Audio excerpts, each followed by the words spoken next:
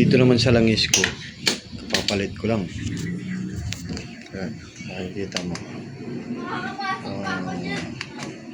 Trip 1, battery 12.2. Is, well, ayan, 395 pa lang.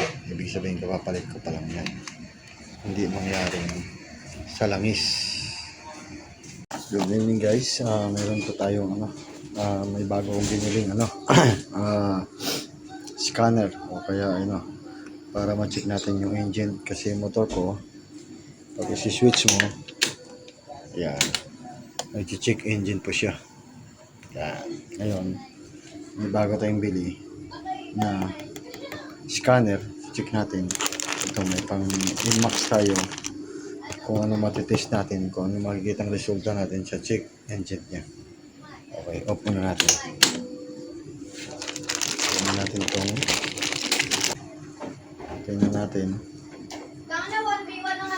ganyan. Switch muna natin. Ito, nakabit ko na. Ayun, buksan natin yung puwan ng motor para makita natin kung paano tayo mag-check dito sa compartment dito sa battery. Buksan muna natin to. Okay, butin natin to. Dito tayo magkakabit para sa check engine natin. Makikita natin sa ngayon ito, pula-pula, ito yung switch niya papunta sa ating motor. Okay, kabit lang natin. Ayun, nakabit na natin. Ito na yung resulta natin. Ngayon, yun natin yung motor natin.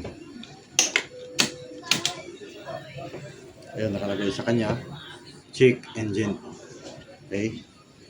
Dito tayo, punta tayo dito sa OBD. Enter natin. Yan. Red DTC. Check natin. Klaro ba? May ilaw kasi. Yan. Check natin. Scan natin. Please wait. Nakalagay sa kanya. Ito na, yan na po ang resulta niya. Kaya sana po kung sino mang magaling dyan, comment lang kayo dito. Kasi pwede i-post pa natin yung langis gear oil kung kasama ba to. Ayun.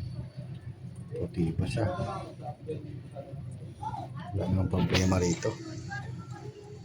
Ayun, meron nga ako nakitang putol dito papunta sa BBE.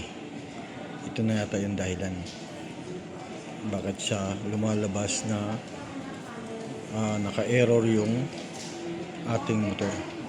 Okay, try nating i-solve ito. Okay, tapos na nating nadugtong yung naputol, tapos natipan na rin natin. Ngayon, ibabalik na natin to sa BB function niya. Kaya meron tayong dito, dudukutin na lang natin. Medyo mahirap lang i-video kasi masikip yung niya. Pero ibabalik lang natin yung kaninang hinugot natin doon at pinagdugtong natin yung wire. I-check natin kung okay na ba at hindi na ba lalabas yung error sa ating motor. Okay.